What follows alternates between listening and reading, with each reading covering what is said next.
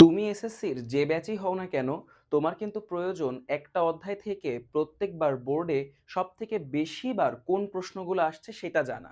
সেই রকমই একটা ভিডিও আজকের ভিডিওতে তোমরা দেখবা। আজকে হচ্ছে আমাদের টপিক বল। এই বল অধ্যায় থেকে বিগত বছরগুলোতে সবথেকে বেশিবার কোন প্রশ্নগুলা বোর্ডে আসছে সেইটারই 10টা এমসিকিউ আমরা আজকে দেখব। এইখান থেকেই কিন্তু এবারও এসএসসি পরীক্ষায় আসার সম্ভাবনা সর্বাধিক। আমাদের এই যে top 10 MCQ T10 MCQ blast, এইটা কিন্তু powered by MCQ blast season 1.0, যেটার মূল্য মাত্র 250 টাকা। 6টা সাবজেক্ট 250 টাকা রাখার অর্থ হচ্ছে যেন এই কোর্সের একটা মূল্য তোমার কাছে থাকে। এখানে আমরা 4জন আছি, টোটাল 6টা subject physics chemistry biology math higher math ICT, এবং এই টোটাল 6টা সাবজেক্টের উপর 30+ লাইভ ক্লাস থাকবে। প্রত্যেকটা লাইভ ক্লাস খুবই যত্ন সহকারে তোমাদেরকে এমসিকিউ এর সকল কিছু বৃত্তান্ত বুঝাই দেওয়া হবে, কারণ এমসিকিউতে কিন্তু একদম টু দা পয়েন্ট মার্ক 25-এ 25 বা 30-এ 30 পাওয়া এমসিকিউতে সম্ভব। ওকে, তো আমাদের এই MCQ season 1, MCQ blush season 1, এটা সম্পর্কে যদি আরো কিছু তোমার জানার ইচ্ছা থাকে তাহলে অবশ্যই আমাদের এই যে নাম্বারটা দেখতেছো এই নাম্বারে অবশ্যই একটু হোয়াটসঅ্যাপে নক দিও, অথবা আমাদের সমীকরণ একাডেমির পেজে নক দিও। ওকে, সো ভিডিওটা সেভ করে রাখো, কারণ এই ভিডিওটা তোমার পরীক্ষার আগের দিন রাত্রের জন্য হাতিয়ার হতে পারে। কোনটি দ্বারা জড়তা পরিমাপ করা হয়? দেখো, জড়তা যে কথাটা আছে, এই জড়তা মানে হচ্ছে ভরের পরিমাণ, বস্তুতে অন্তর্নিহিত ভরের পরিমাণ। তাহলে বুঝতেই পারছো যে কোনটি দ্বারা জড়তার কোনটি দ্বারা জড়তা পরিমাপ করা হয়? ভর। ভরের পরিমাণ দ্বারা জড়তা পরিমাপ করা হয়। আচ্ছা, এইবার আসো এইবার আসো পরেরটা। আচ্ছা, কোশ্চেনগুলো একটু দেখো কতবার আসছে। এত সহজ কোশ্চেন বাট এতবার আসছে, তার মানে আমরা কিন্তু পরীক্ষার হলে সহজ কোশ্চেনই আসবে, কিন্তু ওই জিনিসটা আমরা মাথা ঘাবড়াই ফেলবো সময়ের সীমাবদ্ধতার কারণে। বলের মাত্রা কোনটি? আচ্ছা, যে কোনো জিনিসের মাত্রা বের করতে হলে তাকে মৌলিক রাশিগুলোতে ভেঙে ফেলতে হয়, তাই না? তাহলে দেখো তো, বল ইকুয়াল টু কি? বল ইকুয়াল টু কি আমরা লিখতে পারি না? ভর গুণ ত্বরণ, তো টয় বয় লিখলাম। ওকে, তা ভর ভরের মতো থাকলো। ত্বরণকে কি আমরা লিখতে পারি না? বেগ ডিভাইডেড বাই সময়, হ্যাঁ পারি। আচ্ছা, বেগকে কি আমরা আবার লিখতে পারি না যে সরণ ডিভাইডেড বাই সময়? আচ্ছা, সরণ ডিভাইডেড বাই সময়, আর নিচে একটা সময় ছিল, তাহলে এখানে হয়ে গেল সময়ের স্কয়ার। আর এখানে কিন্তু ভর ছিল। এই ভরের মাত্রা কত? দেখো, সবগুলো এখন মৌলিক রাশি, যাদেরকে আর ভাঙা সম্ভব না। ভরের মাত্রা হচ্ছে এম, সরণের মাত্রা হচ্ছে এল, আর সময়ের মাত্রা হচ্ছে টি। যেহেতু নিচে স্কয়ার ছিল, উপরে গেলে কি হয়ে যাবে? -2। এটাকে থার্ড ব্র্যাকেট দিলেই আমাদের মাত্রা কমপ্লিট। বলের মাত্রা হচ্ছে mLT⁻²। 2 নাম্বার। ওকে, নিচের কোনটি সবচেয়ে দুর্বল বল? আচ্ছা দেখো, এই জিনিসটার জন্য তোমাকে এই চারটা একটু মুখস্থ করতে হবে, 1 2 3 4। যেখানে দেখো, প্রথমটা হচ্ছে সবল নিউক্লিয় বল, তাড়িৎ চৌম্বকীয় বল, দুর্বল নিউক্লিয় বল, মহাকর্ষ বল। এখানে পাল্লা জিনিসটা তোমাকে মুখস্থ করতে হবে, পাল্লা। আর পরের দুইটা একটু দেখো, পরের দুইটা যেখানে আপেক্ষিক সবলতা এবং আপেক্ষিক সবলতা, একটা হচ্ছে সবল নিউক্লিয় বলের সাপেক্ষে। যখন সবল নিউক্লিয় বলকে তুমি 1 ধরবা, তার মানে তার থেকে তাড়িৎ চৌম্বক বল 10⁻² গুণ সবল। তার থেকে দুর্বল নিউক্লিয় বল 10⁻11 গুণ সবল। ঠিক এইভাবে যখন আপেক্ষিক সবলতা তুমি মহাকর্ষ বলকে 1 ধরবা, এই মহাকর্ষ বলকে 1 ধরলে তখন দুর্বল নিউক্লিয় বল মহাকর্ষ বলের থেকে 10⁻30 গুণ বড়। এটা 10⁻39, এটা 10⁻41। তাহলে দেখো, এই ক্ষেত্রে তুমি আরো একটা ইনফরমেশন কিন্তু জেনে গেলে যে সব থেকে দুর্বল বল কোনটা? মহাকর্ষ বল। সব থেকে দুর্বল বল কোনটা? মহাকর্ষ বল। দুর্বল নিউক্লিয় বলও সব থেকে দুর্বল না, মহাকর্ষ বল হচ্ছে সব থেকে দুর্বল। তো যাই হোক, আমাদের প্রশ্নটা হচ্ছে নিচের কোনটি সবচেয়ে দুর্বল বল? সেটার অ্যান্সারটা হবে হচ্ছে মহাকর্ষ বল। ও, আমাদের প্রশ্ন তো এইটাই। ওকে, এখন দেখো, একটু খেয়াল করো এই প্রশ্নটা কতবার বোর্ডে আসছে। তার মানে তুমি ধরে রাখতে পারো এই প্রশ্নটা যেহেতু বোর্ডে আসছে, নট নেসেসারি যে তোমার এই প্রশ্নটাই আবার আসবে, বাট এই চার্ট থেকে বোর্ডে আসার সম্ভাবনা কিন্তু সর্বাধিক, তাই এটাকে তুমি স্টার দিয়ে রাখতেই পারো। ওকে, সবল নিউক্লিয় বলের পাল্লা কত? এই যে দেখো দেখো, সবল নিউক্লিয় বলের পাল্লা পাল্লা হচ্ছে 10⁻⁻15। সবল নিউক্লিয় বলের পাল্লা 10⁻⁻15। কোথায় আছে 10⁻⁻15 মিটার? এই যে 10⁻⁻15। স্পর্শ বল কোনটি? স্পর্শ বল মনে রাখার জন্য একটা শর্টকাট হচ্ছে ঘষা। ঘষা। ঘষা কেন? ঘতে হচ্ছে ঘর্ষণ বল, ঘর্ষণ বল, আর সাথে হচ্ছে সান্দ্র বল। এখন সান্দ্র বলের সাথে তো এসএসসি তে কেউ পরিচিত না, অবশ্যই তোমরা যখন এইচএসসি তে উঠবা তখন এইটার সাথে তোমরা পরিচিত হয়ে যাবে, ঘর্ষণ বল এবং সান্দ্র বল। দেখো কোনটা আছে? ঘর্ষণ বল। ওকে, মহাকর্ষীয় ধাবক জি এর মান কত? দেখো জি এর মান হচ্ছে 6.67 ইন্টু 10⁻11। কিন্তু সমস্যা এখানে বাঁধবে না, সমস্যা বাঁধবে হচ্ছে এটার এককে।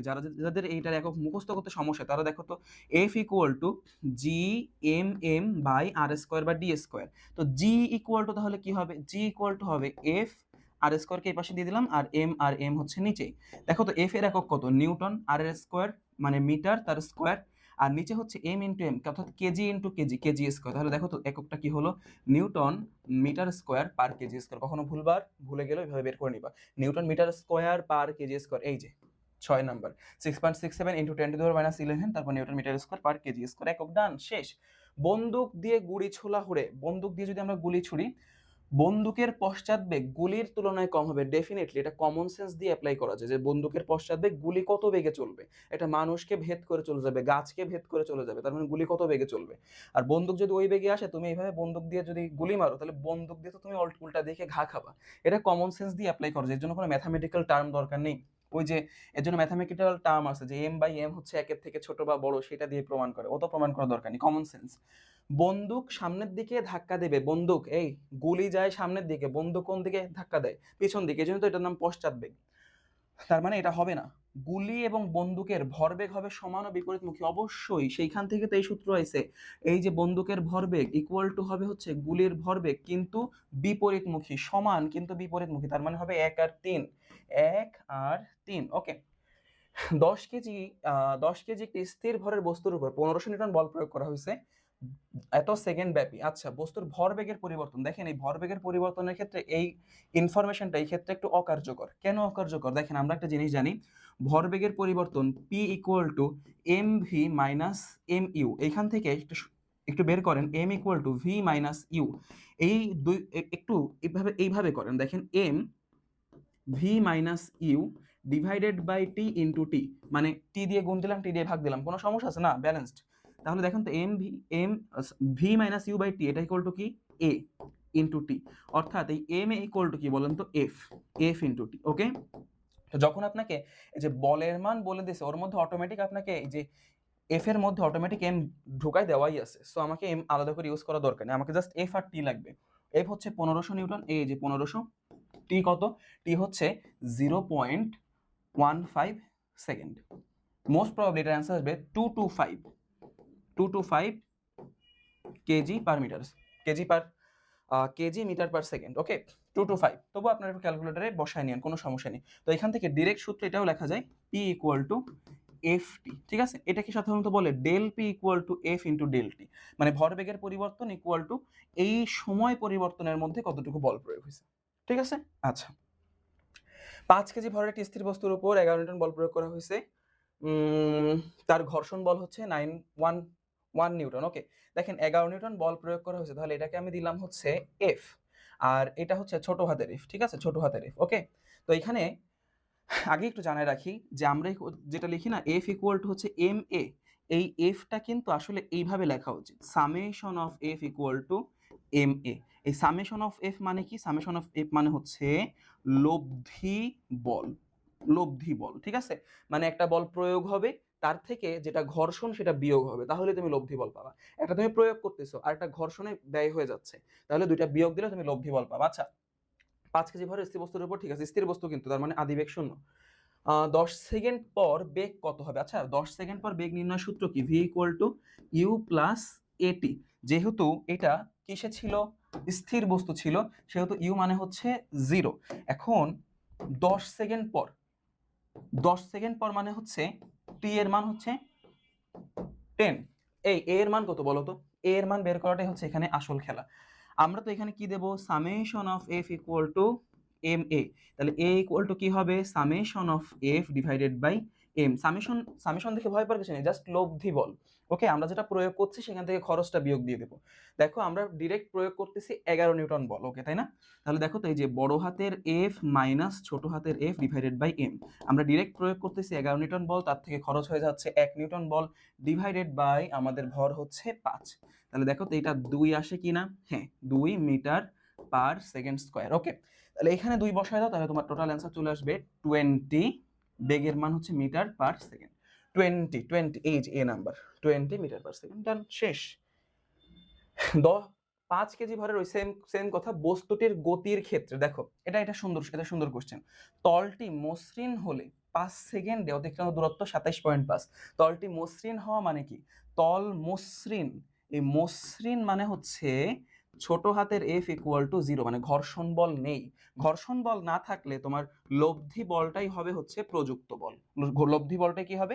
লব্ধি বলটাই হবে প্রযুক্ত বল। তো সেই ক্ষেত্রে আমরা দেখো summation of F equal to M A, এখান থেকে A equal to summation of F by M. Summation of F মানে হচ্ছে এফ ইন্টু ছোট হাতের এফ ডিভাইডেড বাই এম। ছোট হাতের এফ সরি বড় হাতের এফ কত ছিল? 11 মাইনাস ছোট হাতের এফ এখন কত হবে? 0, কারণ মসৃণ তল, আর এম এর মান হচ্ছে 5 কেজি। ওকে, তো 11/5 করলে তোমার এখানে একটা অ্যান্সার আসলো। ধরো এ এর মান যতই আসুক না কেন, এর পরে দেখো তোমাকে কি চাইছে? বস্তু অতিক্রান্ত দূরত্ব, তাহলে S equal to U T plus half A T square. এখন এই ইউটির ইউ তো হচ্ছে কত? 0, তার মানে এই পোর্শনটা হচ্ছে 0। এই পোর্শনটা 0 হয়ে গেলে হাফ এর মান তুমি এখান থেকে 500, এই যে এর মানটা এখানে বসাও, ইন্টু টি স্কোয়ার। আচ্ছা কত সেকেন্ড পর? 5 সেকেন্ড পর। 5 সেকেন্ড, তার মানে 5 এর স্কোয়ার। অ্যান্সার দেখবে এটাই চলে আসতেছে 27.5। 27.5 মিটার। শেষ, 1 নাম্বার ডান। ওকে, ঘর্ষণ বস্তুটির ওজনের উপর নির্ভর করে। দেখো, ঘর্ষণ বস্তুটির ওজনের উপর, ঘর্ষণ বল সেইটা বস্তুর ওজনের উপর নির্ভর করে, কিন্তু ঘর্ষণ এটা আসলে যে তল, ওই তলটা কতটুকু মসৃণ, উঁচু নিচু, ঢালু, সোজা, সেটার উপর নির্ভর করে। তো তোমাকে ঘর্ষণ বল বলেছে নাকি ঘর্ষণ বলেছে? ঘর্ষণ বলেছে, তাহলে এটা হবে না। ঘর্ষণ, তা ঘর্ষণ বল ওজনের উপর নির্ভর করে, কিন্তু ঘর্ষণ কিন্তু তলের উপর নির্ভর করে। সো এটা রাইট না। তাহলে এটা যদি রাইট না হয়, তুমি এটার মান ডিরেক্ট বসাতেই পারো, কিন্তু এটা একটু তোমাকে জানতে হবে যে গতি ঘর্ষণ সহগের মান কত। দেখো একটা সূত্র আছে, F equal two mu in, sorry আমি একটু ভুল বললাম, একটা সূত্র আছে মিউ ইকুয়াল টু, মিউ হচ্ছে গতীয় ঘর্ষণ গুণাঙ্ক, এফ ডিভাইডেড বাই ডাব্লু, এটা হচ্ছে ঘর্ষণ। দেখো ঘর্ষণ বলটা কত? 1 নিউটন, 1। আর ডাব্লু মানে কি? ডাব্লু মানে হচ্ছে এম জি। এম দেখো 5 কেজি, জি এর মান 9.8, তার মানে 5 ইন্টু 9.8, 5 ইন্টু 9.8। এইটার অ্যান্সার মোস্ট প্রবাবলি 0.02 আসবে, 0.02। ওকে, তাহলে তোমরা ডান। এই যে গতীয় ঘর্ষণ গুণাঙ্ক কিন্তু এইটা, এই গতীয় ঘর্ষণ সহগ বা গতীয় ঘর্ষণ গুণাঙ্ক, এটা কিন্তু mu, mu equal to F divided by W. Okay, তাহলে এই জিনিসটা আমাদের কমপ্লিট হয়ে গেল। আমরা আশা করি এতক্ষণ আমরা যা যা দেখলাম এটাই ছিল এই অধ্যায়ের টপ মোস্ট 10টা এমসিকিউ। এইগুলা তোমরা খুব সুন্দরভাবে বুঝতে পারিছো। এইগুলা থেকেই কিন্তু কোনো না কোনো বোর্ডে আসার সম্ভাবনা সব থেকে বেশি। ঠিক আছে, তো তোমরা অবশ্যই যদি এর থেকে আরেকটু অ্যাডভান্স প্রিপারেশন চাও, যেখানে আসলে তোমার এমসিকিউ নেওয়ার কোনো প্রবলেম থাকবে না, সেই জন্য হচ্ছে আমাদের এই আয়োজনটা। তো তোমরা এই আয়োজন সম্পর্কে দেখতে পারো, জানতে পারো। এই নাম্বারে একটু হোয়াটসঅ্যাপ করি, অথবা তোমাদের কি বলে, আমাদের যে সমীকরণ একাডেমির পেজ আছে সেই পেজে তোমরা হচ্ছে মেসেজ দিতে পারো। ভালো থেকো, সুস্থ থেকো। এতক্ষণ ধরে ধৈর্য ধরে এই ভিডিওটা দেখার জন্য তোমাদেরকে অনেক অনেক ধন্যবাদ। ভালো থেকো, আমার জন্য দোয়া রেখেও। তোমাদের সকলের জন্য অনেক অনেক দোয়া থাকলো। Wishing you a very very very good luck juniors.